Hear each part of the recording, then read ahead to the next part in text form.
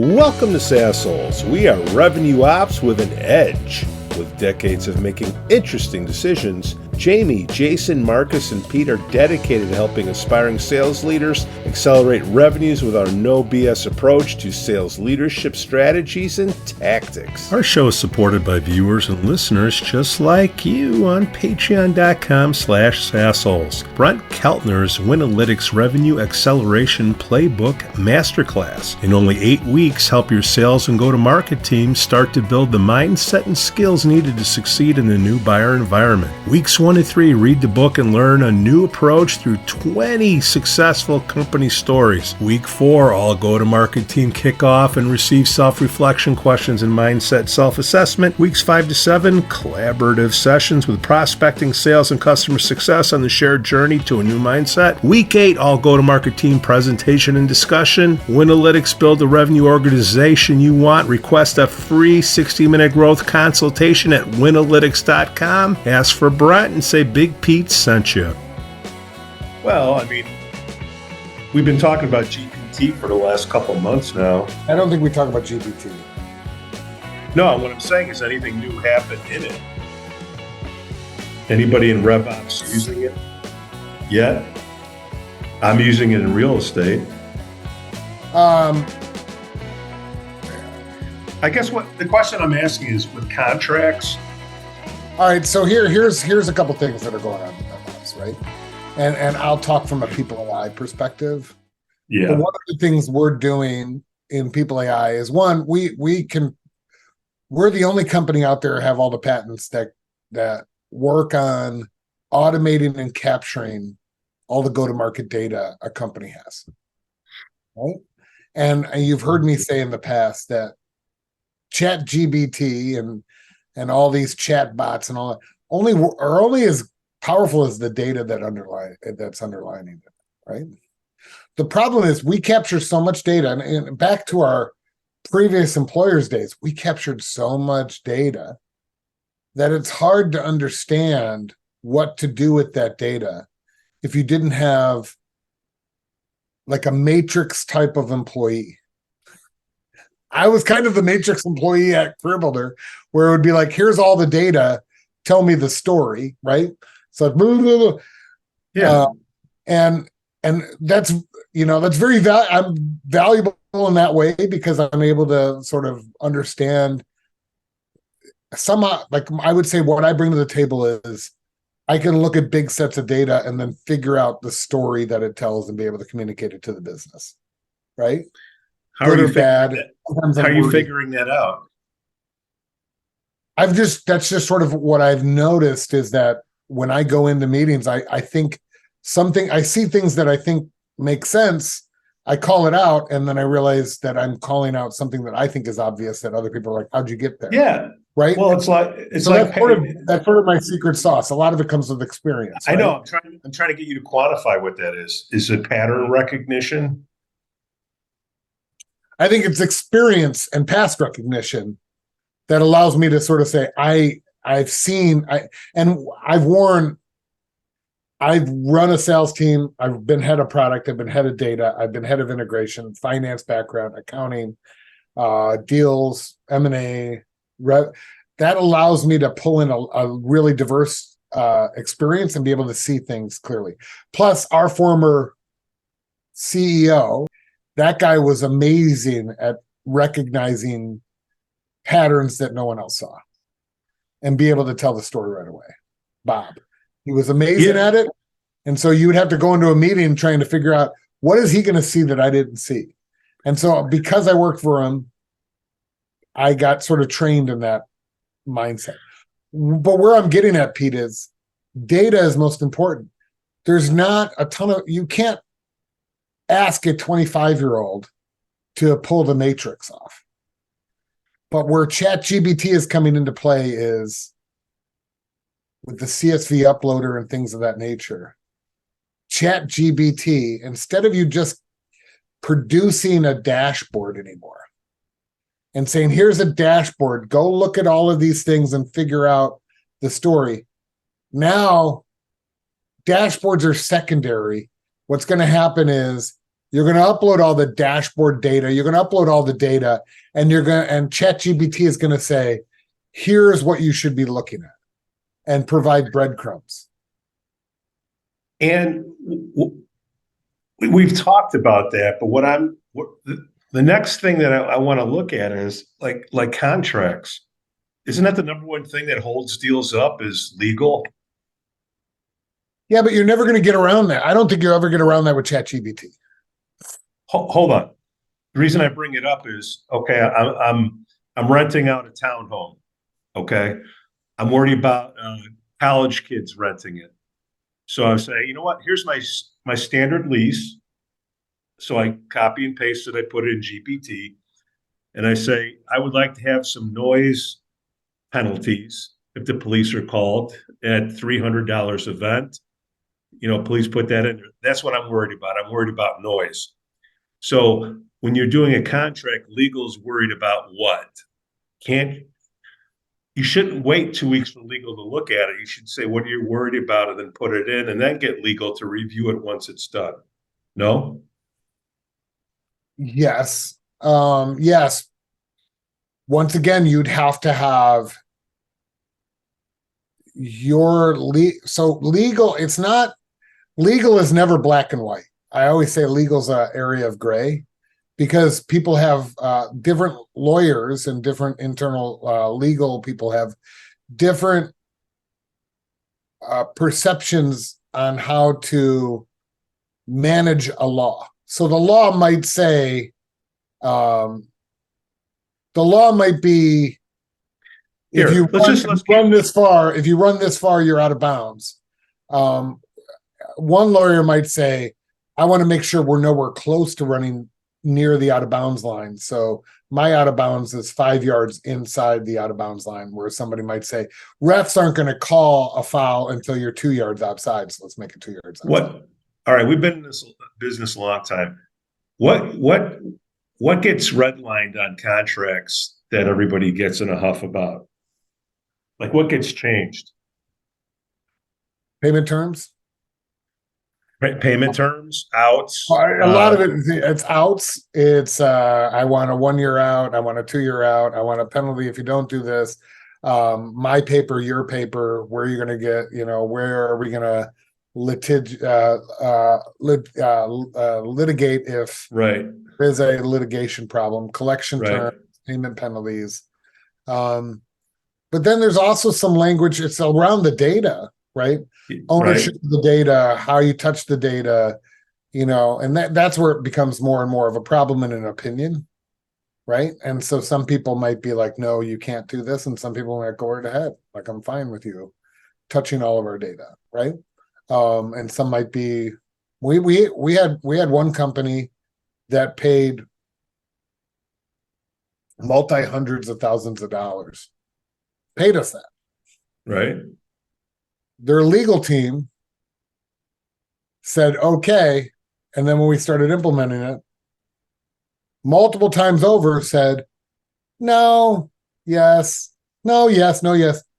9 months later, our solution has still not been set up, because their legal team keeps saying yes, no, yes, no, yes, no, to the point where the contract's probably just going to expire. And we were expecting to expand it and do a multi-million-dollar deal, and it's just going to go away. So to me, the biggest thing that this GPT could do is, shoot, that's a contract that's probably not going to happen, right? So if you can agree on terms, before. Yet they paid. That's where it's like, they're paying a tax. You can't recognize it.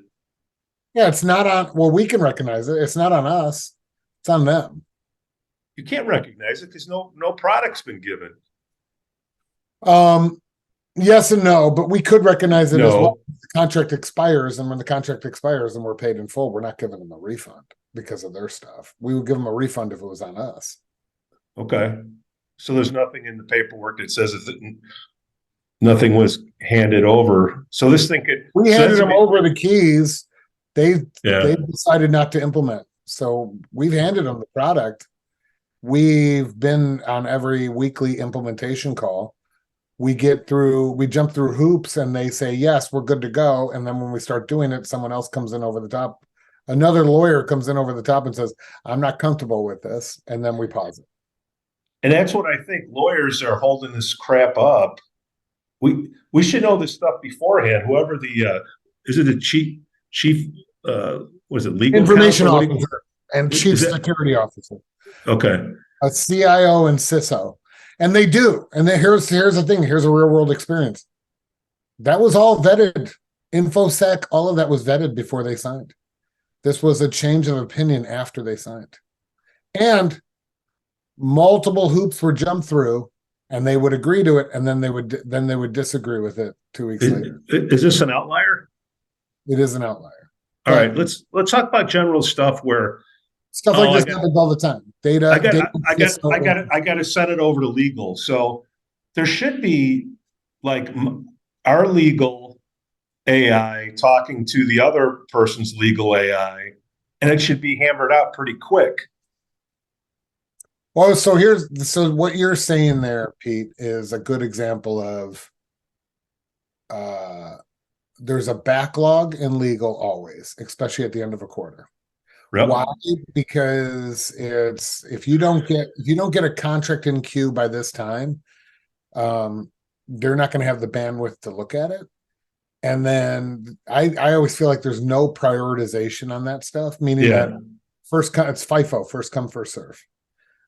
First in, first out. So you could be like, hey, this contract isn't up for renewal for 3 months, but can you do it now? Because I'm thinking of it.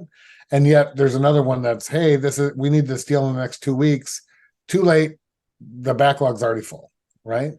And a lot of that back and forth is rudimentary, where you just need a legal person's time to review and read the 10-page term sheet.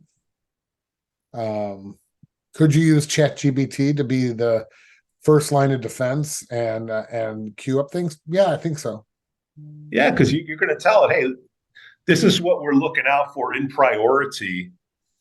And the same thing on the other side, the person that's doing the buying, they have their list. And conceivably, there should be a middle ground in there.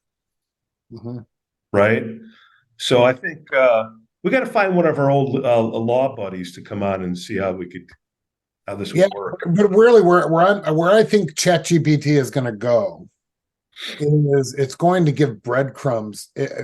It's going to provide inexperienced operations people breadcrumbs to learn how to become an experienced ops person from an operations standpoint. You've already heard my talk about BDRs, meaning that people are going to start uploading data to ChatGPT with the CSV file uploader, and they're going to say, here's a bunch of data, tell me what I should be looking at. Then go back and forth with ChatGPT on that stuff. I'll be honest with you, I've done that. I don't know if you've done that. ChatGPT makes shit up. Like, it's 80%. I know they respond. ChatGPT responded one time, and I think I was like, regenerate. It's wrong. I'm sorry, I got it wrong. Here, put it in this way. Yeah, like, I was doing it for my son's high school. Tell me what this scholarship is all about, and it regurgitated from my son's high school, and I said, that's completely wrong. And they said, you're right. Yeah. Okay. And it said, I'm sorry, you're right.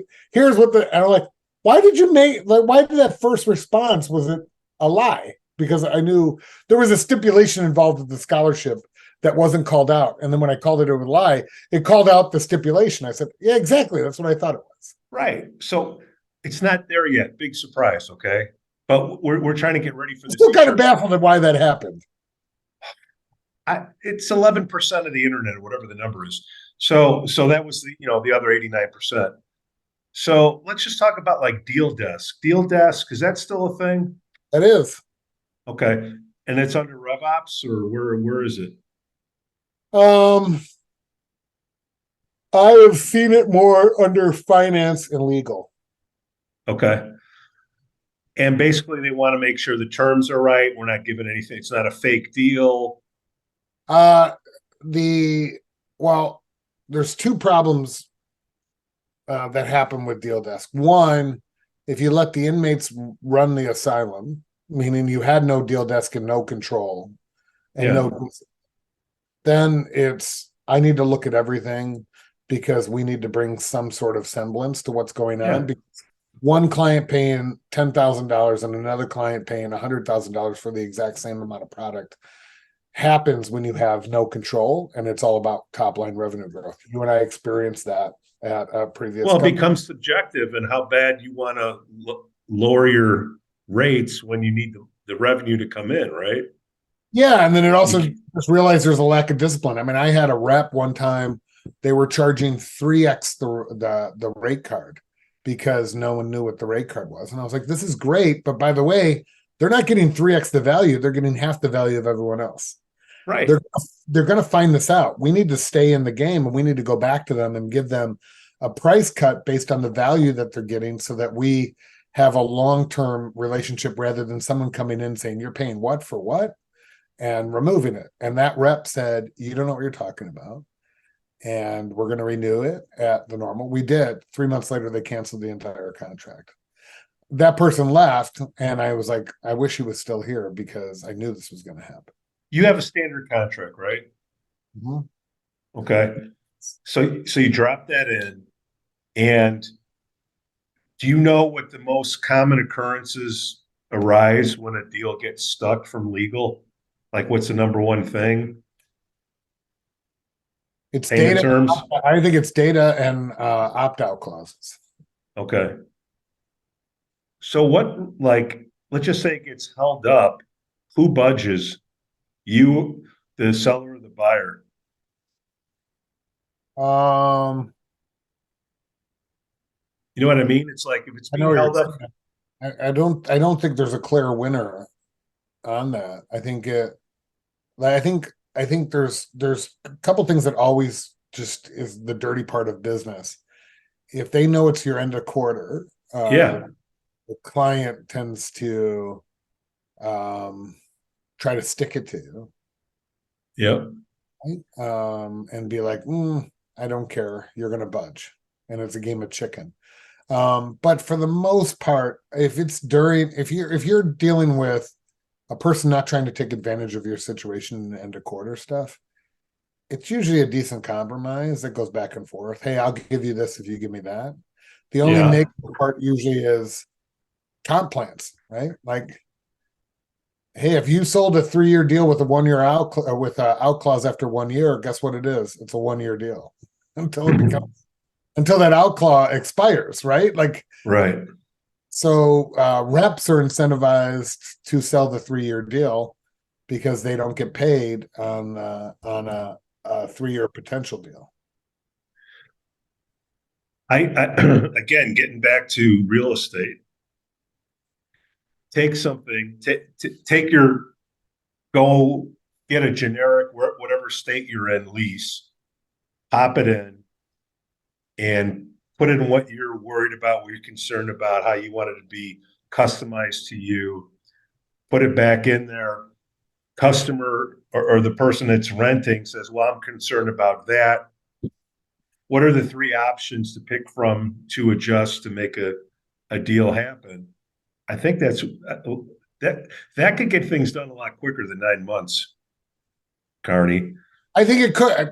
I agree with you. I think the fundamental back and forth that goes on, if both ChatGPTs were talking to each other, the problem is going to be that's not going to be. You're not going to turn on ChatGPT overnight and say, "Hey, read this contract and tell me what's wrong with it," and then trust that ChatGPT is right. No, I think what you're going to probably have to go through multiple months and multiple contracts to finally say, you know what, it's spitting back what I want it to spit back, and I'm starting to trust it. So instead of me having ChatGPT read the 10-page term sheet and me trust everything that comes out of it, I'm going to send it to ChatGPT, then I'm going to read it, we're going to compare notes, and when I feel like it's more comfortable, I'm going to start sample checking everything ChatGPT does.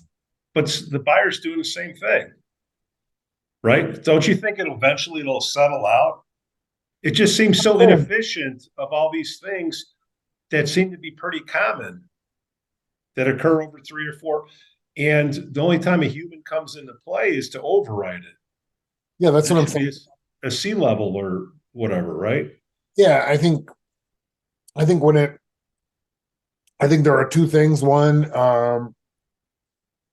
you can put in ChatGPT certain rules that if it's talking about this, I need to look at it, even if you approve it. And you could probably say if it's over a certain dollar amount, I don't care what ChatGPT says. You know what I mean? Like, but Yeah, if it, but but these $2,000, $3,000 contracts that are holding up legal's queue because they want to look at every abbreviation, those could almost be thrown to your legal ChatGPT bot, where legal sort of uploads their go no go rules in the CSV file of their ChatGPT, and you go there and do that and figure it out yourself. But when it's a multi-million-dollar or even $100,000 plus deal, maybe ChatGPT is the legal paralegal, the one who sort of points out where you're supposed to be looking at, but you yeah. still are responsible for the document. Well, the CEO is still responsible. The board is still responsible. It's just ferreting out this wasted energy on these reoccurring things that keep happening. And eventually, once this gets trained up, I mean, we're talking maybe 2 years, Carney, where it's okay. I'm buying, you're selling, you're telling me information. It's coming in as a chat. It's entering in my side, and something's going to balance it out where you should ask for this. Here's the reason why. There should be an equilibrium in there. Yeah, yeah. And I think that's where it's going to go. So legal, we got to find a lawyer and see where. But I don't think it's just legal. Like what I'm saying is like accounts payable, all of those different roles that are more like jobs, like process oriented jobs. Those are all ChatGPT should be installed like tomorrow to help them become more efficient. Not to eliminate their role, but to eliminate the Make need. their role more efficient, Yeah, to which make means there's less people. that they don't need to hire more people. Yeah. Right now, I would say if you're not overworked right now, meaning that we're in a, I don't care what the government says, we've been in a recession for about 18 months now, or probably a year, probably more like a year. But I'll go 18. if you're not overworked, then don't be surprised to get a call tomorrow saying you're no longer needed. If you are overworked, you better want ChatGPT to go alongside and help you do things quicker and more efficiently, because in most cases right now, you're not able to hire for somebody to help you do what you do. So you better become more efficient. And so every ops role out there needs to be doing this. And then I'll say this when it comes to revenue operations, a lot of rev ops people are former salespeople that played on spreadsheets, right? And so therefore they're ad hoc specialists. And that's it's mind they're it's not like the people that are grow up in ops have are smarter than the former salespeople. They just had 10 years of operationalizing their work, meaning become more efficient.